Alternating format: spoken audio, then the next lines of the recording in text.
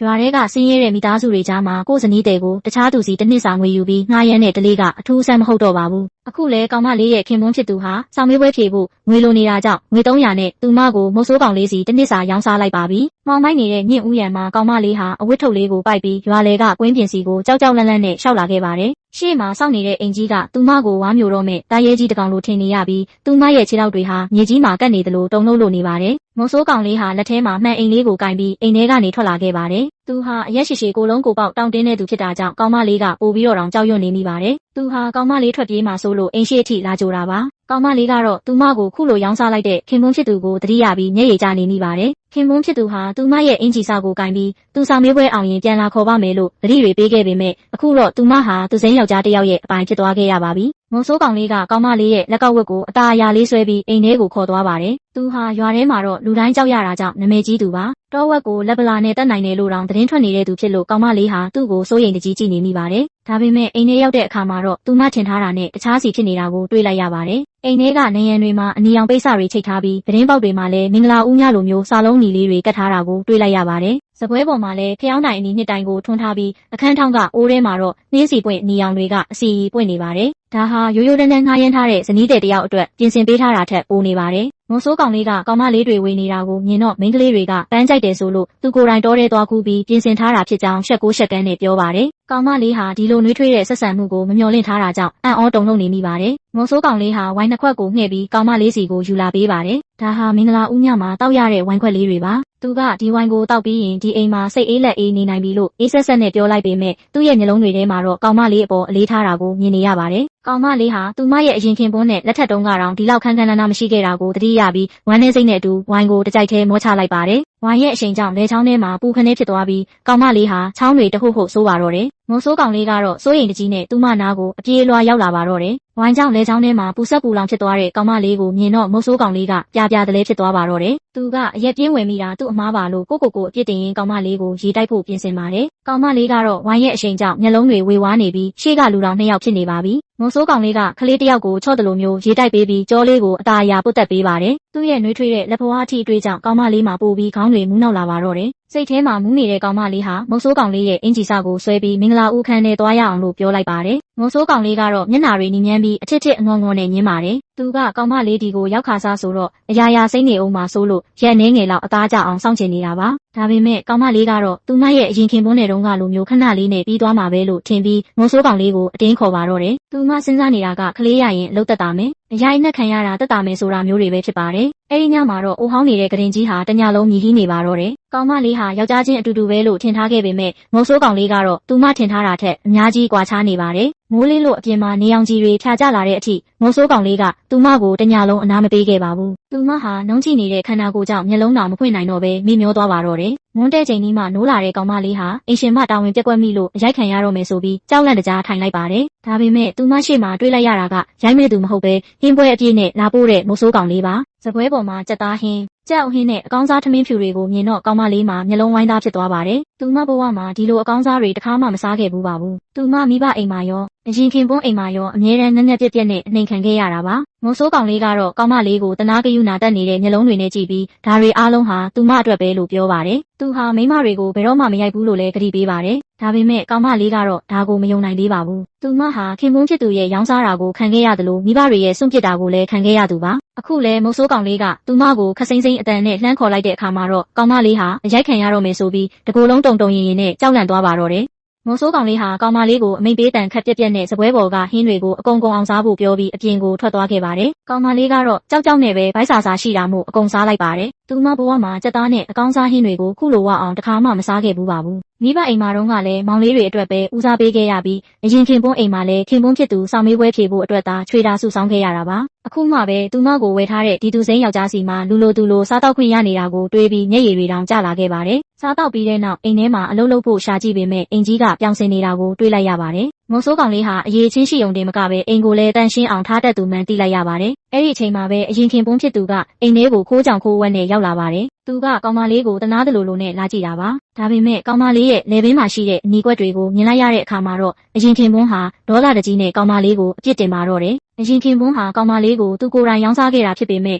အခုတော့တိတ်ခါမရှိဘူးဆိုပြီးလာရောက်စော်ကားနေတာပါကောင်မလေးဟာဒီလူရဲ့အတတွေကိုမြင်သွားပြီးလက်ထဲမှာရှိတဲ့တမျက်စီးနဲ့သူ့ကိုရိုက်နှက်ပြီးအိမ်ပြင်ကိုမောင်းထုတ်လိုက်ပါတယ်သူမကိုကုန်ပစ္စည်းတစ်ခုလိုရောင်းစားခဲ့ပြီးမှဘာကြောင့်အရှက်သိက္ခာကြောင့်လာပြောနေရတာလဲဆိုတာကိုတွေးပြီးဒေါသထွက်နေမိပါတယ်သူမဟာခုတော့အသက်ရှင်ဖို့ပဲဆုံးဖြတ်ထားပြီးဘသူ့ကိုမှဂရုမစိုက်တော့ဘူးစိတ်ပိုင်းဖြတ်လိုက်ပါတယ်ညနေဆောင်မှာတော့မုတ်ဆိုးကောင်လေးဟာအထုပ်ပိုးတွေအများကြီးနဲ့အိမ်ကိုပြန်ရောက်လာပါတယ်သူဟာကောင်မလေးရဲ့လက်မှာရှိတဲ့အသားပတ်တာတွေကိုမြင်လို့လိမ့်စေးတွေဝယ်လာပေးတယ်လို့ကောင်မလေးအတွက်ငွေစံထိုးလှလှလေးနဲ့အကောင်းစားပိတ်စတွေကိုလည်းဝယ်လာပေးပါတယ်။သူဟာကောင်မလေးရဲ့ဝတ်စုံတွေကဟောင်းနှွမ်းနေတာကိုမြင်လို့အခုလိုအစ်စ်တွေဝယ်ပေးတာပါ။ကောင်မလေးဟာသူမကိုငွေနဲ့ဝယ်ထားတဲ့သူစီကနေခုလိုမျိုးဂရုစိုက်ခံရလိမ့်မယ်လို့တခါမှမထင်ထားခဲ့ပါဘူး။ညစာစားတဲ့အခါမှာလည်းမုတ်ဆိုးကောင်လေးဟာယုံသားဟင်းတွေအကောင်းစားဟင်းလျာတွေနဲ့အတူဖြူဖွေးနေတဲ့မုံလုံးတွေကိုပြင်ဆင်ပေးပါတယ်။ကောင်မလေးဟာမှန်ထဲမှာသူမရဲ့ခေါင်းပေါ်ကငွေစံထိုးလေးကိုကြည့်ပြီးအယမ်းကိုပျော်ရွှင်နေမိပါတယ်။ဒီစံထိုးကပန်းပွင့်ပုံစံလေးထွင်းထားတာဖြစ်ပြီးသူမအတွက်တော့ဘာပန်းဖြစ်ဖြစ်ကိစ္စမရှိတော့ပါဘူး။သူမကိုတန်မိုးထားတဲ့သူစီမှာခုလိုနေရတာဟာနန်းတော်ထဲမှာနေရတယ်လို့မျိုးစိတ်ချမ်းသာစရာကောင်းနေပါတော့တယ်။မုံဆိုးကောင်လေးကမှန်ထဲမှာစံထိုးလေးနဲ့လှနေတဲ့ကောင်မလေးကိုကြည့်ပြီးတနေကုန်ပြုံးပျော်နေပါတယ်။သူတို့နှစ်ယောက်ရဲ့အကြည့်တွေဟာမှန်ထဲမှာစုံစည်းသွားပြီးတဲ့နောက်မုံဆိုးကောင်လေးဟာကောင်မလေးကိုအသာရပွေ့ချီပြီးကရင်စီကိုခေါ်သွားပါတော့တယ်။တညလုံးအနားမပေးပဲ6တက်လက်6တက်လက်နဲ့နှွေးထွေးတဲ့အချစ်တွေကိုပေးနေတဲ့မုံဆိုးကောင်လေးကြောင့်ကောင်မလေးရဲ့စိတ်ထဲမှာငါသာသူ့စီကိုအစကတည်းကရောက်ခဲ့ရင်တိတ်ကောင်းမှာပဲဆိုတဲ့တွေးလေးတောင်ဝင်လာခဲ့ပါတယ်။နောက်ရက်မှာတော့မုံဆိုးကောင်လေးကကောင်မလေးအတွက်ငွေလက်ကောက်ကြီးဝယ်ပေးမယ်လို့ပတိပေးပြီးအလုပ်ကိစ္စနဲ့အပြင်ကိုထွက်သွားပါတယ်။ကောင်မလေးကအဝတ်လျှော်ဖို့မြစ်စိတ်ကိုသွားတဲ့အခါမှာတော့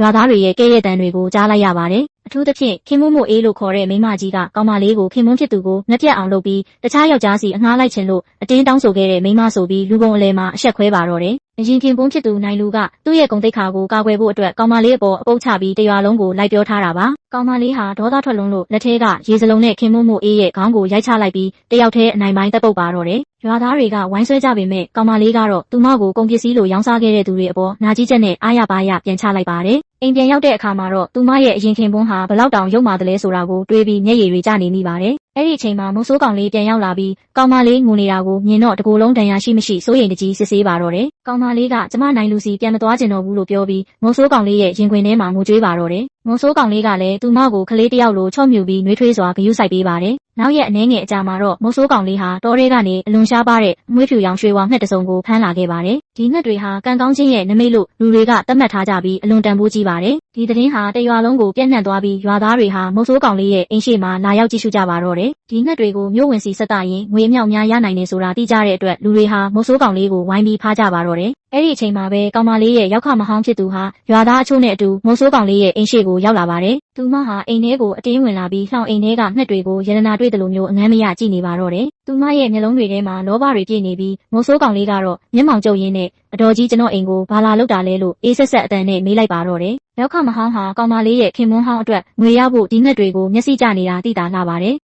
ရောက်ခမဟောင်းဖြစ်သူဟာမုတ်ဆိုးကောင်လေးရဲ့အိမ်ထဲကိုအတင်းဝင်လာပြီးရှားပါတဲ့ရွှေဝါငှက်တွေကိုသူမပိုင်တဲ့ပစ္စည်းတွေလိုမျိုးစကားဆိုပါတော့တယ်။သူမကကောင်မလေးကိုလူမိသားစုရဲ့ချွေးမဖြစ်နေသေးတာကြောင့်ဒီငှက်တွေကိုနိုင်လူစီပေးရမယ်လို့အတင်းအဓမ္မတောင်းဆိုပါတယ်။နိုင်လူကဒီငှက်တွေကိုမြို့ဝင်စီဆက်တာပြီးယာဒူးတက်ရင်ကောင်မလေးကိုပြန်ခေါ်ပါမယ်ဆိုတဲ့မလုံးတွေနဲ့လည်းချားရောက်ပါတယ်။ကောင်မလေးကတော့သူတို့ရဲ့အရှက်မရှိတဲ့စကားတွေကြောင့်ဒေါသထွက်ပြီးညှင်းဆန်လိုက်တဲ့အခါမှာတော့ရောက်ခမဟောင်းဟာအိမ်ရှိမှာထိုင်ငိုပြီးကောင်မလေးကိုလင်သားပေါ်မလေးစားသူဆိုပြီးတရွာလုံးကြားအောင်အော်ဟစ်ဆဲဆိုပါတော့တယ်။မုံဆိုးကောင်လေးကတော့သူတို့ရဲ့ရောက်တဲ့ရာလုပ်ရက်တွေကိုတီးမခံနိုင်တော့ပဲအိမ်ပြင်ကိုအတင်းနှင်ထုတ်လိုက်ပါတယ်။ဒါပေမဲ့သူတို့ဟာအလွယ်တကူလက်လျှော့မဲ့သူတွေမဟုတ်ပါဘူး။ညနေပိုင်းမှာမုတ်ဆိုးကောင်လေးကမြို့ကိုအကူအညီတောင်းဖို့ထွက်သွားတဲ့အချိန်မှာနိုင်လူတို့မိသားစုဝင်3ယောက်စလုံးဟာအိမ်သားတိုင်းကိုကြော်ပြီးခိုးဝင်လာကြပါတယ်။ကောင်မလေးကတားဆီးပေမဲ့သူတို့ကဝိုင်းဝန်းရိုက်နှက်ပြီးနှက်လောင်အိမ်ကိုအတင်းလူယူသွားကြပါတယ်။နိုင်လူကတော့ကောင်မလေးကိုဆဲဆိုရုံတင်မကပဲရိုက်နှက်ကန်ကြောက်ပြီးသူမရဲ့သပင်တွေကိုဆွဲကာမြေကြီးပေါ်ကိုတွန်းချခဲ့ပါတယ်။ကန်ဆိုးကျင်တော့ဒီရွှေဝါငှက်တွေဟာအလွန်ကိုစိတ်ကြီးတဲ့တတဝါတွေဖြစ်ပါတယ်။နိုင်လူတို့မိသားစုကအတင်းအဓမ္မဖမ်းဆီးသွားပြီးအစာတွေအတင်းကျွေးတာကြောင့်နောက်တစ်နေ့မိုးလင်းတဲ့အခါမှာတော့နှစ်ကောင်လုံးတိတ်ဆုံးသွားပါတော့တယ်။အဲ့ဒီအချိန်မှာပဲမုတ်ဆိုးကောင်လေးကမြို့ဝင်စီက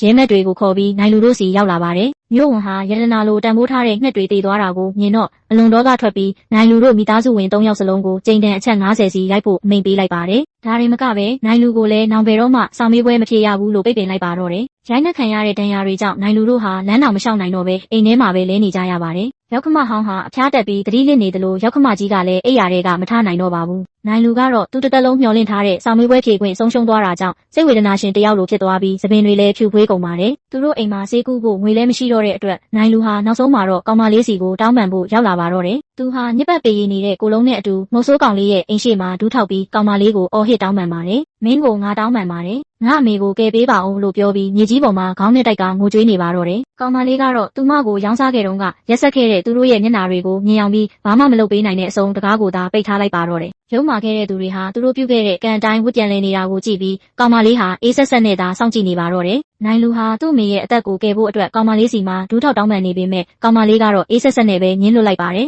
သူမကိုကုန်ပစ္စည်းလိုရောင်းစားခဲ့တုန်းကရောရိုင်းနှက်ခဲ့တုန်းကရောတခါမှကိုချင်းမစားခဲ့တဲ့ဒီလူတွေကိုသူမဘာကြောင့်ပြန်ကူညီရမှာလဲငုံဆိုးကောင်လေးကလည်းနိုင်လူရဲ့လက်ကိုဖြုတ်ချပြီးကောင်မလေးကိုထပ်မနှောက်ယှက်ဖို့တတိပေးကမောင်းထုတ်လိုက်ပါတယ်အကူညီမရတော့တဲ့နိုင်လူဟာတော်ရာစီကငွေချေးပြီးအမေဖြစ်သူကိုကုသဖို့ကြိုးစားပေမဲ့ဘသူကမှမချေးရကြပါဘူးနောက်ဆုံးမှာတော့နိုင်လူတို့မိသားစုဟာအတိုးကြီးတဲ့ငွေတိုးပေးစားသူတွေစီကနေငွေချေးမိပြီးလအနည်းငယ်အတွင်းမှာပဲတအိမ်လုံးအသိမ်းခံလိုက်ရပါတော့တယ်နိုင်လူနဲ့သူ့အဖေဟာငွေတိုးသမားတွေရဲ့ရိုင်းနှက်မှုကြောင့်လက်တွေခြေထောက်တွေကျိုးကုန်ပြီးရွာထိပ်ကဖျားပြက်ကြီးထဲမှာတွားရောက်ခိုလုံရပါတယ်သူတို့ဘဝဟာခွေးထက်မကဆိုးရွားသွားပြီးတောင်းရင်းစားတော့ရတဲ့အဆင့်ကိုရောက်သွားခဲ့ပါတယ်အဲ့ဒီအချိန်မှာမုံဆိုးကောင်လေးဟာငွေရနဲ့အတူနိုင်လူစီကိုသွားပြီးကောင်မလေးကိုအပြေးပိုင်ကွာရှင်းခွင့်တောင်းလိုက်ပါတယ်နိုင်လူဟာလက်မှတ်ထိုးပေးလိုက်ရပြီးနောက်ကောင်မလေးဟာဥပဒေအရလွတ်လပ်သူဖြစ်သွားပါတော့တယ်မုံဆိုးကောင်လေးဟာကောင်မလေးကိုအငှားမရအဖြစ်မဟုတ်ပဲတရားဝင်ဇနီးအဖြစ်လက်ထပ်ခွင့်တောင်းလိုက်တဲ့အခါကောင်မလေးမှာပျော်လွန်းလို့မျက်ရည်တွေတောင်ကျလာခဲ့ပါတယ်သူတို့နှစ်ယောက်ရဲ့မင်္ဂလာပွဲကိုတော့တရွာလုံးကရွာသားတွေလာရောက်ချီးမြှင့်ကြပြီးအရင်ခင်မွန်းနဲ့လက်ထက်တုံးကထက်အစာပေါင်းများစွာခန်းခန်းနာနာကျင်းပခဲ့ပါတယ်အဲ့ဒီပွဲကိုနိုင်လူတို့မိသားစုဝင်3ယောက်ဟာအရှက်မရှိပဲလာရောက်စားတော့ကြပါတယ်